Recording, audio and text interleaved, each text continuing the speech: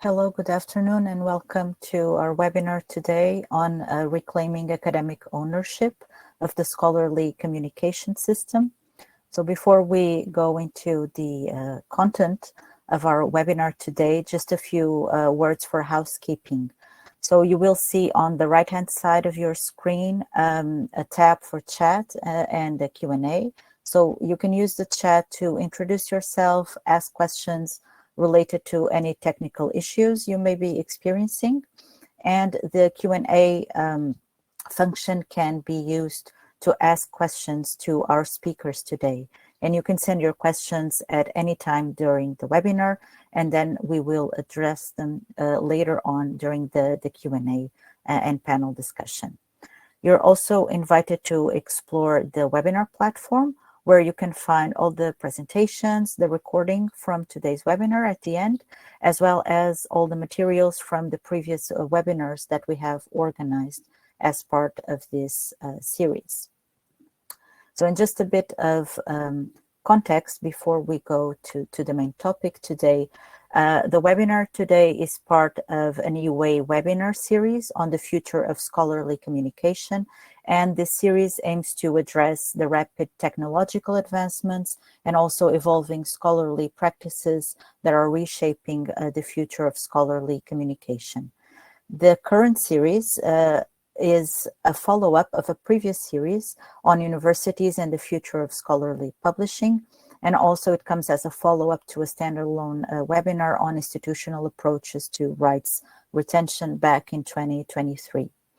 As part of the current series on the future of scholarly communication, it started back in 2024, and then we organized 3 webinars. So the first one was about or addressed universities' challenges, needs, and expectations in the transition towards a just scholarly publishing ecosystem.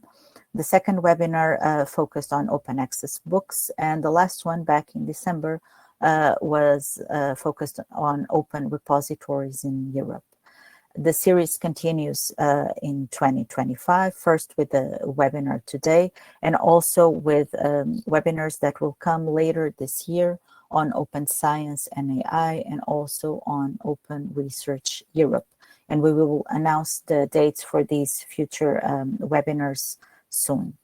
So the webinar today focuses on the briefing paper that gives name to the webinar that has been developed by the EUA Expert Group on Open Science, and the briefing was published today, and my colleagues will put the link in the chat. A bit of context before we go into the content of the briefing. So a bit of context about EUA's work on open science. Since 2014, EUA has been actively supporting universities in the transition to open science in close collaboration with our expert group on open science through evidence-based policymaking, regular consultations with our members, and also collective action. Back in 2022, EUA published its Open Access Agenda until 2025. And this document, it defines the association's priorities in the area of open science. It also describes the context, challenges, and main developments envisaged, and also outlines some activities and actions that EUA will take or is taking to drive this agenda forward. So as part of the open science agenda, EUA has defined 3 main priorities or key priorities. The first one is about universal and perpetual open access to scholarly outputs in a just scholarly publishing ecosystem. The second priority is about findable, accessible, interoperable, and reusable, so fair research data.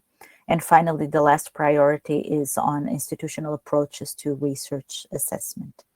Today's webinar and the overall series on the future of scholarly communication is related to the first priority, so on open access, and particularly to EUA's efforts in advocating for a just scholarly publishing ecosystem that is transparent, diverse, economically affordable, and sustainable, as well as technically interoperable and steered by the research community. So without further ado, we will start slowly going into the topic of today, so the briefing. And we will have today with us two members of the expert group on open science who have been part of the drafting team of the briefing.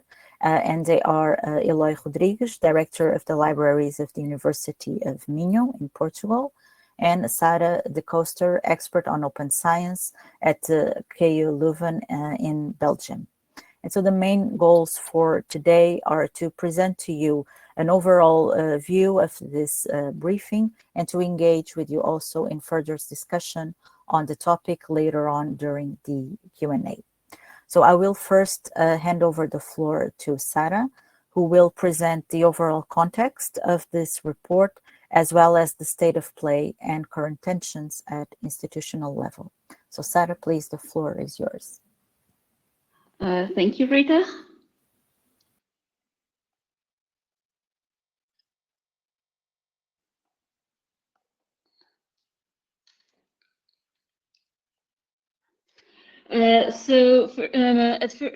First, a few words on the overall context. I think we should first of all stress the goals of scholarly communication that are disseminating knowledge, exchanging ideas, and preserving knowledge, which are highly related to why researchers are doing what they're doing. And the current system, well, is not really compatible with those goals because, well, researchers and institutions face high costs. Dissemination is often restricted, and what we see and what this briefing is also starting with is that there are academic values are actually threatened, and especially the values of trust and integrity. So in reality, this scholarly communication system has shifted away from its original goals, and currently through its structure and operation, those values are not respected anymore. And so we will discuss a few challenges that universities experience, and the briefing will give a few ideas about how we can, as universities, reclaim ownership. So let's give a general idea of what is in this briefing. So it's a briefing on reclaiming ownership of the scholarly communication system, and it aims to identify opportunities for universities to take over this system of scholarly communication again in their own hands. So we will first discuss the current status of academic publishing and a few factors that are shaping the system. Then I will discuss a few key challenges, and then my colleague Eloy will discuss the reactions that we already formulated as an academic sector, and he will present a few considerations with opportunities to move forward. The primary target audience of this briefing are university leaders. So I will immediately start with the first part of the briefing, which is the state of play of scholarly communication and the current tensions at institutional level. So we will first start with a few facts and figures that are, so between 2000 and 2023, over 18 million research outputs were published globally, of which close to 50% were available in open access. But what we see is that a recent study has estimated that the costs of APCs, so article processing charges to make those publications available, has tripled between 2019 and 2023. So what we see is that the APC rates is growing faster than the open access rate. And well, this situation dates actually back for some years, but because between 2015 and 2018, universities already paid more than $1 billion to the big five publishers. So it's to say Springer, Elsevier, Taylor and Francis, Sage, and Wiley.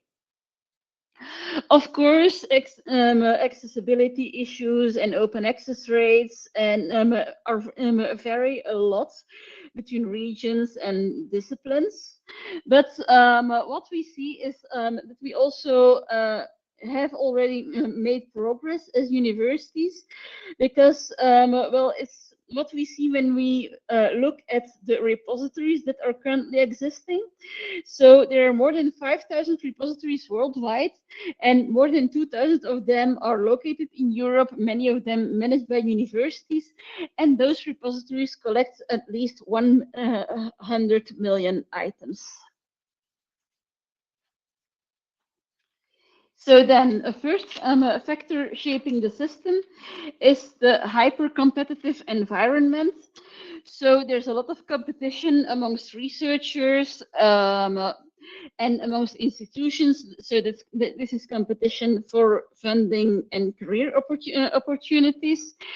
And we are currently in a publish or perish culture, and that culture creates a pressure to prioritize quantity over quality, especially for researchers. And then the publication venue is currently considered as a proxy for quality. So the second issue or factor shaping the system is related to the digital transformation and the rise of AI. Scholarly communication is becoming increasingly digital, and traditional research papers exist with other research subjects. So think about datasets, codes, and methods.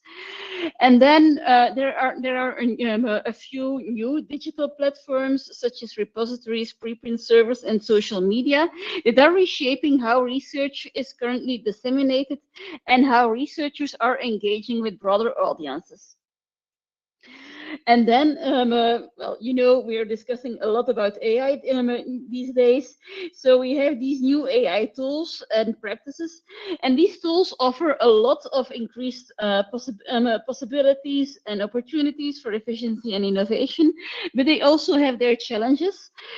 So there are in particular risks concerning integrity, reproducibility, misinformation, and biases.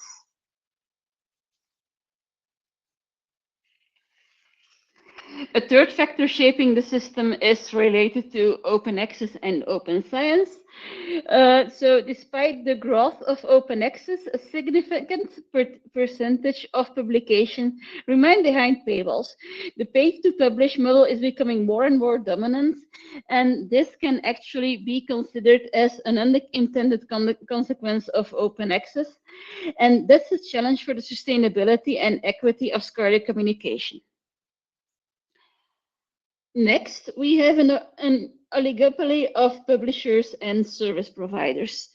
So this is a phenomenon of market consolidation. So the big five publishers, Elsevier, Sage, Springer, Nature, Taylor, Francis, and Wiley, hold a dominant position in the market, and this gives them a lot of power to drive up publishing costs. So this is a phenomenon that we've known for decades, known as the scholarly publishing serial crisis.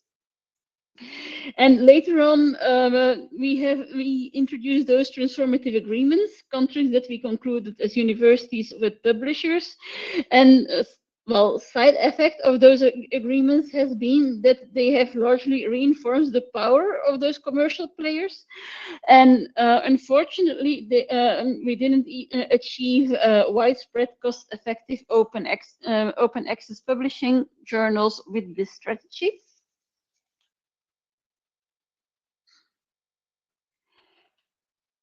Another factor shaping the system is the emergence of new for-profit open access gold publishers. So next to those big five, so we know who they are. It's Frontier, Hindawi, and DPI.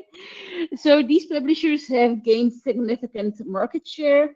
They offer fast peer review processes and low rejection rates that makes them, of course, very attractive for researchers. But concerns have been raised about the quality and rigor of their review processes. And then last factor shaping the system is research information that is currently often located at proprietary infrastructures.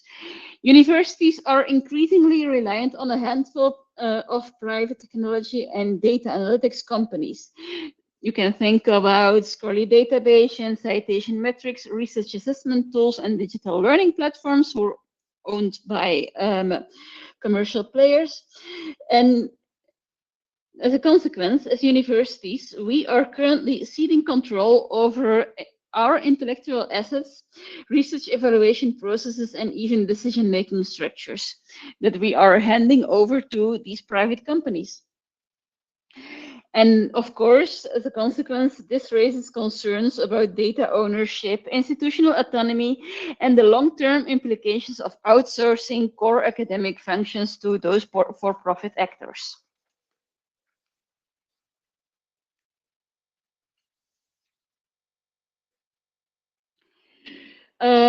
So we have seen that universities are in a very complex environment, and that creates, of course, also tensions at institutional level. A first set of tensions is challenging core academic values. And one of these tensions is that trust and integrity are currently under pressure. The current research system is highly competitive, and combined with the pressure to publish, this leads to an increased risk of questionable research practices. The sheer volume of publications makes it difficult to organize their peer review processes, and as a result, the credibility of the entire research ecosystem is at stake. In the second place, equity and accessibility are at risk. The subscription system has actually been replaced by an APC system, which is yet another form of exploitation of researchers. In addition, the high publishing costs and the lack of transparency of those costs are affecting researchers from low and middle income countries in a very specific way. In fact, the ownership of the scholarly publishing system is at stake. The advancement of knowledge requires the independence of the scientific processes, but commercial players have a growing influence on publishing and research assessment. So in reality, university autonomy is at stake.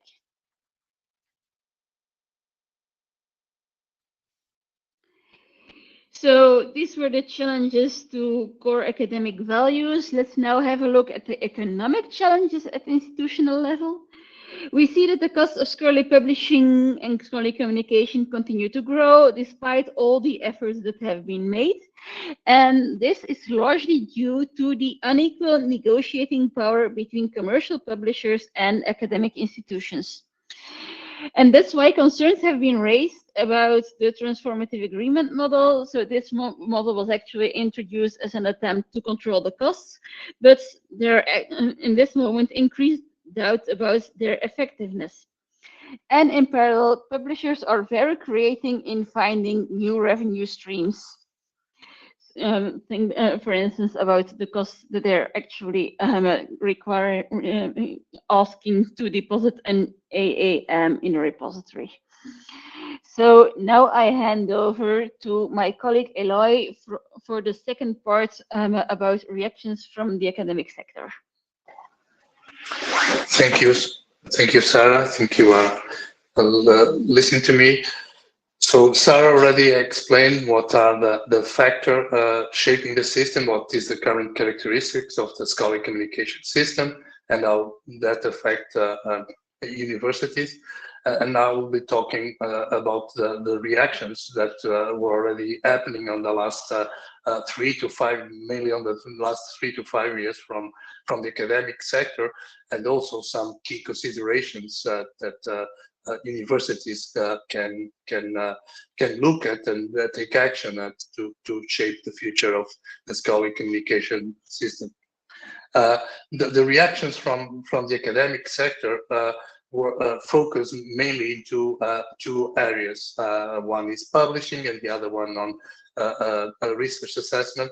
And on the publishing side, I think it's very important to stress that the bibliodiversity.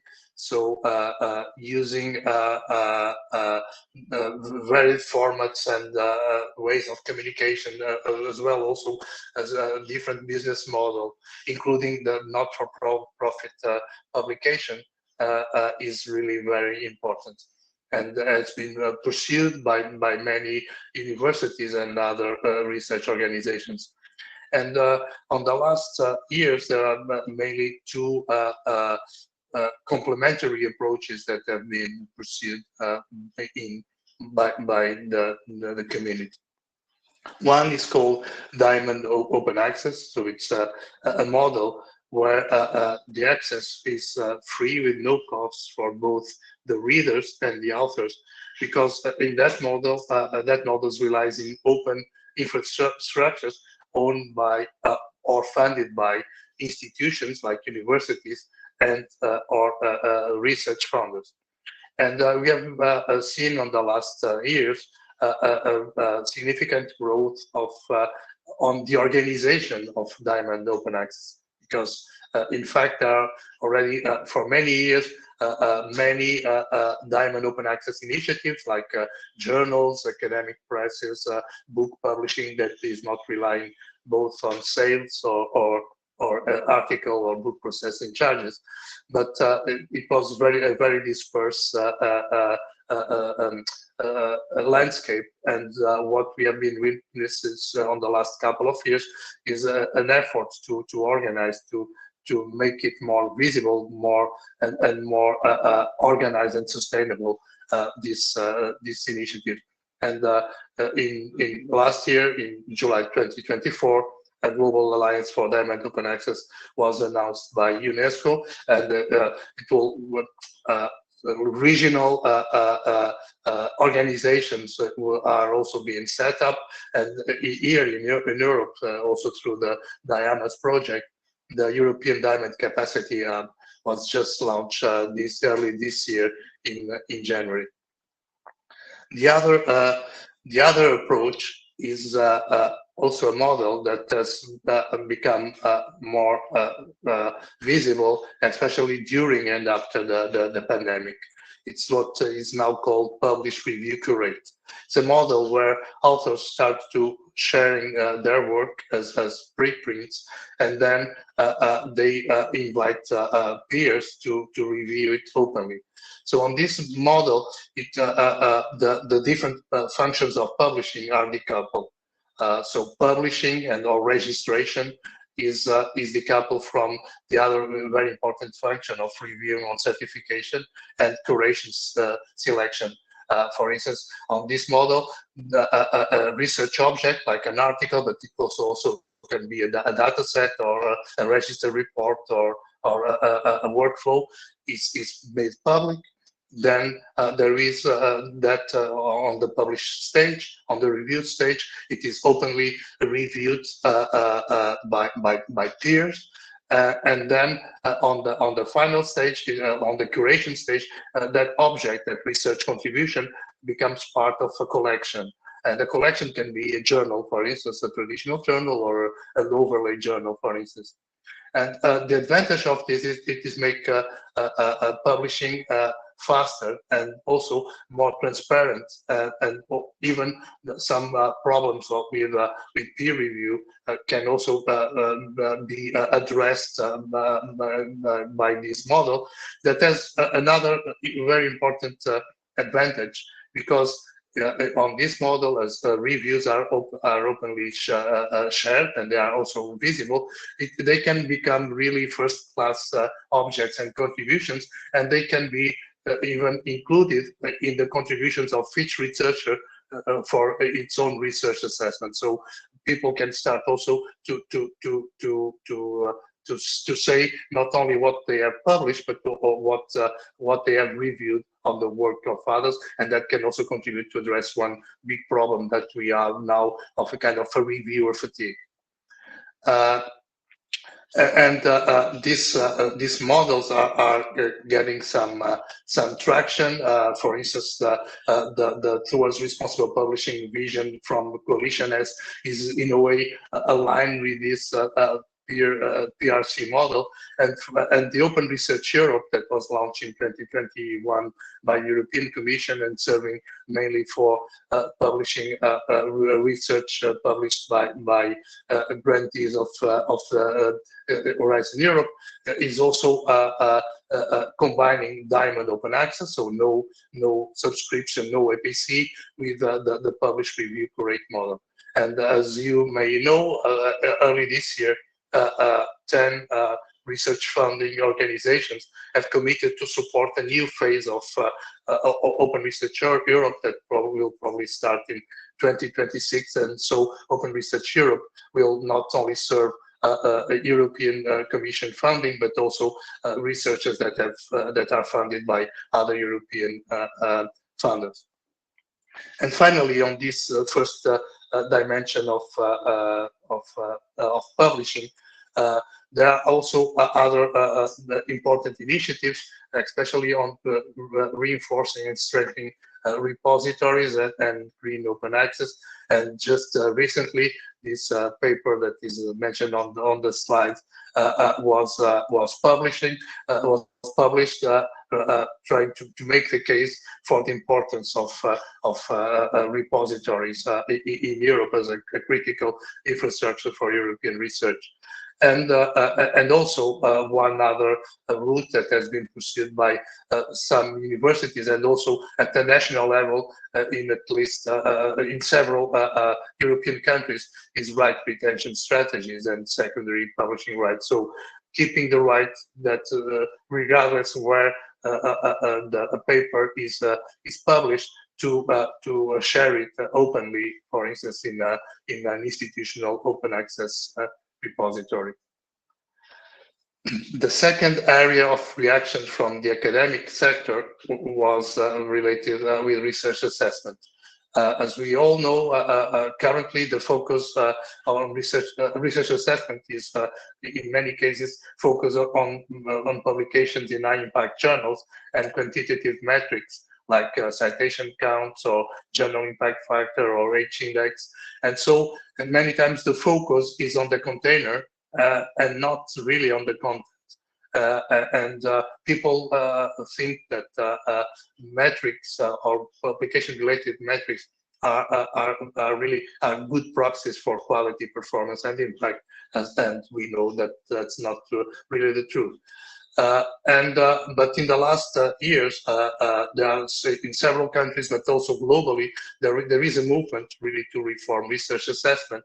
And COARA, the Coalition for Advancing Research Assessment, is probably the most visible expression of that, aiming to reform the way that research and researchers are evaluated, recognizing the diversity of research outputs, of research practices and activities and contributions, not focusing only on publication, and also prioritizing qualitative evaluations with peer review playing a critical and central role, and the use of metrics should be made as a complement and in a responsible way to complement that qualitative evaluation. So this is the reaction that we have been witnessing on the last couple of years, and we also see from as Sarah mentioned, regardless of the nature, the entrenched nature of the current publishing system and the challenges that we have to transform it, I think there is, we think that there is really an opportunity to shape the future for universities, to shape the future of scholarly communication, because there is a growing awareness of the flaws and negative impact of the current system.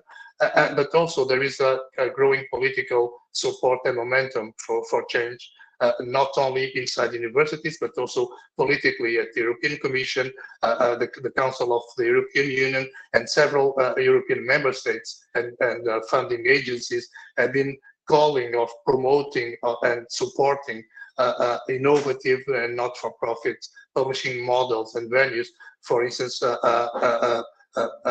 supporting diamond open access publishing. So to really take opportunity of this, to really take use this opportunity to shape the future of scholarly communication, we have identified some key considerations for that universities and university leaders should take into consideration. The first of all is accelerating the reform of research assessment. As we know, most of the issues on the current publishing system are rooted in the way that academic staff are evaluated. So to really change the behavior and the practices, we need to break and to change these evaluation procedures and to break the cycle of dependence on high impact journals and related metrics. The second area, or the second key consideration, is on strengthening institutional publishing services and infrastructures. To have a robust and sustainable and interoperable scholarly publishing ecosystem, each actor, each university needs to contribute and to participate. So it requires that each university properly curates its research outputs and contributions through institutional or shared infrastructures and services like repositories, publishing platforms, current research information systems, etc. To strengthen these institutional capacities may require reallocating resources and cooperate with others, and these 2 points are addressed on the third and fourth priority that I will talk in a minute. And also to do this, also probably some resources may be reallocated to the various institutional departments like libraries, research management, etc., and staff that are concerned with this. The third key consideration that I already mentioned is the cooperation and coordination with other universities and research performing and funding organizations, as well as research associations and learned societies. As we know, the challenges, the current challenges of scholarly publishing are systemic and very wide. So no single institution can really tackle them alone or solve them alone. So we need to align efforts, and universities need to align efforts with other academic organizations, funders, and research institutions. And that alignment, the cooperation, can be very important, both on soft things like advocacy, policy development, etc., but also on shared or horizontal services and infrastructures that are needed for the future of scholarly communication. And that cooperation can take place both at regional, national, European, and even global level. The fourth area is, or key consideration, is about evaluating the expenditure on commercial research publishing and information products and services. There are now new not-for-profit publishing alternatives that are emerging and consolidate, and some of them have already a high quality and they can be trusted. So universities should regularly assess their expenditure, especially their expenditure on commercial products and services, and also by promoting cost transparency and cost efficiency, institutions can make more informed decisions, and that can support innovation and they can conduct reinvesting funds into institutional publishing services and infrastructure, so addressing the second key consideration. And where feasible, preference should be given to not-for-profit solutions, ultimately that can reduce costs and ensure sustainability. The fifth key consideration is on supporting and promoting the use of right retentions by the university community. This is a strategy that can be used to regain academic ownership of scholarly communication, and universities should actively advocate for legislative reforms that allow researchers to really retain the rights to freely share their research. In some countries, there are already legislation that allows that. And anyway, apart from the advocating for the legislation where this does not exist, universities should also educate and inform their faculties and researchers about the importance of rights retention and provide some legal support when possible. And finally, and probably last but not least, because this is really also a very critical element, for universities should ensure researcher engagement on shaping this future of scholarly communication. Any transition toward a more equitable and sustainable scholarly communication must can only be built with the involvement of the academic community. So universities should really raise awareness about the issues and the challenges of scholarly publishing, and create the spaces and the mechanisms for dialogue, co-creation, and co-creation, co-design of policies and services that will support researchers and universities to move forward on building this future and more just and sustainable scholarly communication system. And with this, I think I hand over again to Rita, and we'll be maybe some Q&A. Yes, thank you, Eloy, and thank you, Sara, for presenting the briefing to our audience. So just to remind our audience, there were some questions in the chat. The slides will be available in the webinar platform after the event, as will be the recording, and the recording will also be available in the EUA YouTube channel. Also to remind our attendees today that you're very welcome to ask questions to our speakers through the Q&A tab, so you can please go ahead and ask your questions there. And we will now start the panel discussion. And before we go into the audience questions, we thought it would be interesting to gather the audience input or through two poll questions that you will see will pop up in your screen. So we have two questions for our audience. The first one is, we asked you to think, in the context of your institutions, which of these key considerations that Eloy just presented do you think are the most important for your institution? And you can choose up to 3 different options.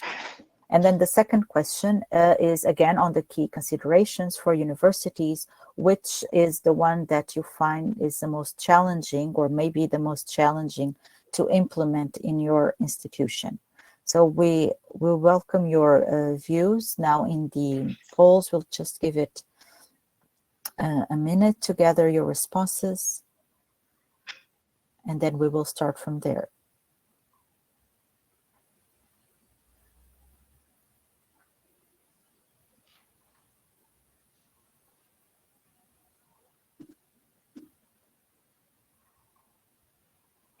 So I think now is the second question is up for voting.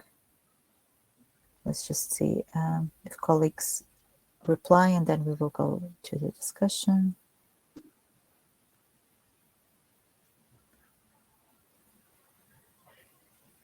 Okay, so on the first question, if I'm seeing the results correctly, so on which key considerations colleagues believe are the most important for the institutions, The three most popular ones, let's say, are about accelerating the reform of research assessment, then followed by strengthening institutional publishing services and infrastructures, and the final one for cooperating and coordinating with other universities, funders, and research performing organizations. So those are the three key considerations that were considered as the most important for our audience today. And in terms of the most challenging to implement at institutional level, they're actually almost all are very on par. So the first one that is considered as the most challenging is also accelerating the reform of research assessment. So it's one of the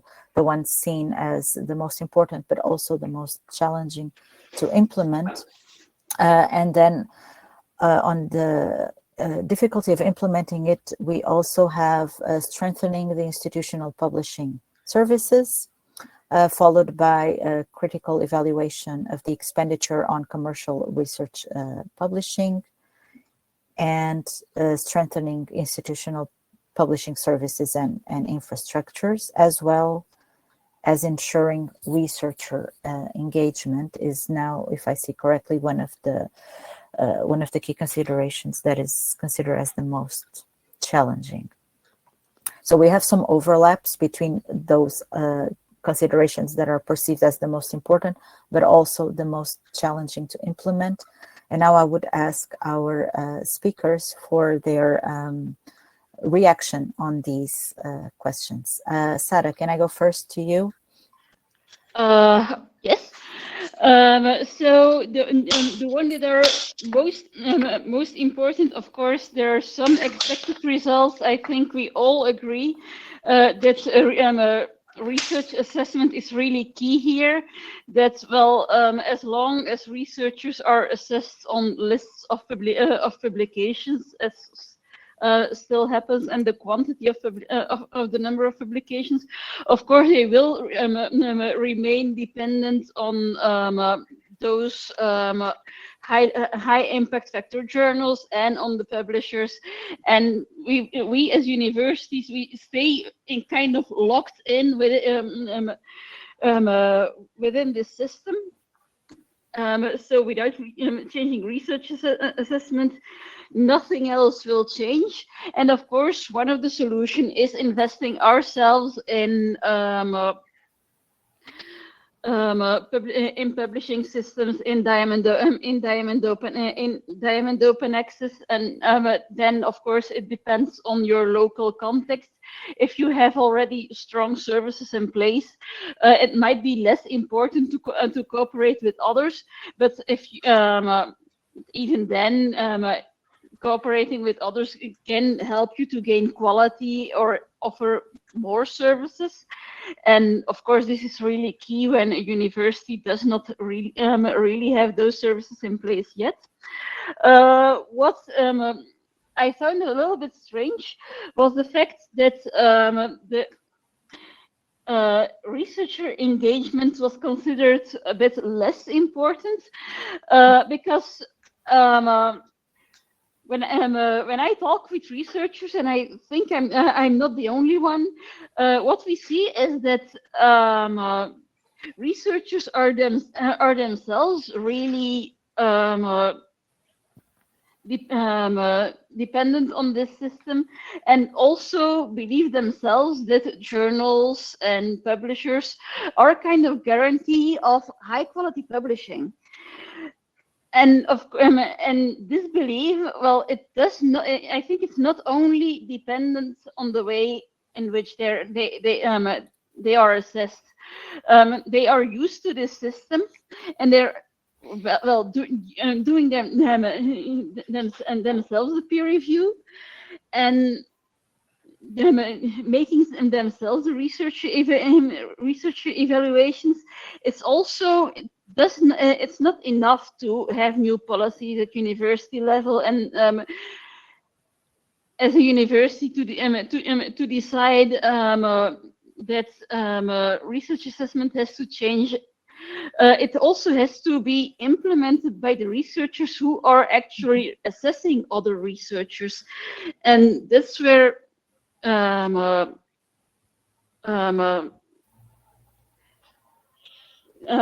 change of mindset comes in. So we really have to, I think we also have to have this discussion with researchers, what guarantees the quality of research, and is this really the publication venue? Mm-hmm. Thank you, Sarah. Yes, and indeed, although ensuring researchers' engagement was not in the top 3 considered as most important, it is well, one of the first, or on par, ensuring researcher engagement is seen as the most challenging to implement in the institution, on par with accelerating the reform of research assessment. So that is an interesting point, and maybe we can come back to that later in the discussion. Eloy, we would go now to you for your initial reactions to the poll results. Yeah, you already kind of make the point that I was making. I think it's interesting. So to see that the issue research engagement was not high. It got high after Sarah starts speaking, but replying. But it was not on the top 3, and still not on the top 3. But it was on par as at the same level at accelerated reform of research assessment on the most challenging consideration to implement. And of course, I think this is very critical. The other thing that I want to point out, because is that the 3 things that were identified as the top 3 most important is not surprisingly accelerating reform of research assessment, and I really think this is critical. It's really critical to achieve a transformation. But the strengthening of institutional publishing services and infrastructures and the cooperation and coordination, it's were also ranking very high. And I think it's really, again, if we want to build a different scholarly communication system, we really need to invest in different innovative and scholarly led infrastructure and services. So this is really critical. And on a curious note, there was not many. So the evaluation of expenditure on commercial research publishing and information products was not ranked also very high. But again, I think to build a solid and sustainable ecosystem, we will probably need to reallocate resources. So probably, again, we don't want, and the universities don't have the capacity to drop more and more money on the scholarly communication system, but we really need to reallocate. And so this question of evaluate the spending and trying to reallocate some of the resources are also, in my opinion, critical. Thank you, Eloy. Sarah, would you like to comment? I saw a hand. Yes, I think Eloy made a very important point. And I think from that perspective, it's interesting that this was pointed out as a very challenging thing for universities. It's very challenging, and I understand this, because, well, it's already a challenge to know what you are spending exactly on which services and what the APC costs are really within your university, and then assessing all the other costs like staff involvement. So staff involvement for the actual current publishing APC based system, and the stuff that's already working on alternative solutions. So this is very important. It's indeed very important, but it's also very difficult, which makes it maybe less obvious to be implemented for universities. And then, of course, this fact that the implementation of the reform of research assessment is challenging. That's something, well, that was really expected because, well, we know that assessing quality instead of quantity requires new kinds of expertise, and that assessing quantity is also something that's maybe reassuring. So and that's why Quora is also really important. So the peer learning aspect of Quora, learning from others, how do you implement this quality-based research assessment system, and how do you make this objective, and so on. Yes, thank you, Sarah. So on that note, we have not a question in the Q&A, but more of a comment about the accelerating the reform of research assessment and this aspect you were talking about cooperating and linking with each other and engaging researchers, and the importance of Quora and its structures, specifically the working groups and the national chapters, where the Quora's, let's say, practical work is taking shape. Yeah, that's very important. Yes, indeed. So we have a question now in the Q&A. So I will just put it there on screen for everyone can see. So can you see, Sarah and Eloy, an important role? So now it's an important role for national associations of institutional publishers or other DOA scholarly communications in moving forward. Eloy, maybe we can start with you, your views on this. Yeah, I think so. I think again, this addressed the consideration about coordination and cooperation, and again, coordination and cooperation can really and needs to take place at different levels. So, for instance, university presses or institutional publishers are critical and are very important to shape this. And sometimes, because they in many universities they lack resources, and again, no university has all the resources that probably needs to provide an excellent service. So gaining scale, cooperating with others, creating shared services or infrastructures is really important. And for instance, some are very kind of horizontal and are mostly infrastructure, and those can be done, for instance, at the international level, European level, or even global level. But some are probably more specific, and for instance, or even when they are made at regional level, like European level, they will benefit to have at least some instances at national level. So I totally agree that the associations of university presses or scholarly, not-for-profit scholarly presses at the national level can have an important role to organize and to make services better suited to the local communities that they serve on a more sustainable and cost-efficient way than if it is made by each university press at the local level. Thank you, Eli. Sarah, would you like to add further input on this question? Well, I can only agree with Eloy on this point. That it's indeed very important for institutional publishers to be better organized, and that this maybe this is a real addition that I can make to also improve the visibility of these organizations for researchers. It might also be related to the multilingualism issue.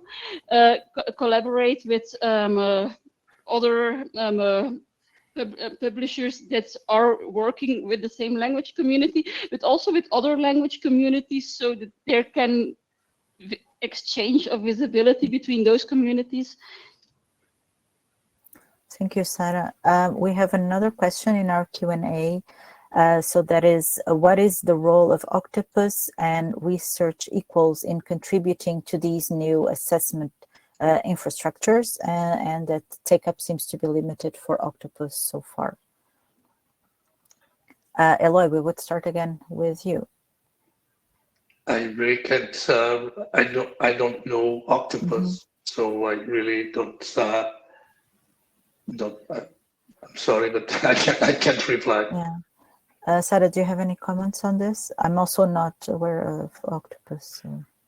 Well, it's actually I don't know it well either, but it's a kind of new publishing platform that is organized it's a UK thing actually, and well, this actually indicates that this is the national level is also important here. So it's a publishing platform, and it's funded by the UK. Government funding. It's a national funding agency, I think. So that's why we are less aware of this. And of course, this is this kind of initiative that I'm not familiar with either can be very important for us as universities to provide alternative ways for researchers to make their output available instead of very well-known journals like Open Research Europe is another example. So those initiatives are of course very important to make things change.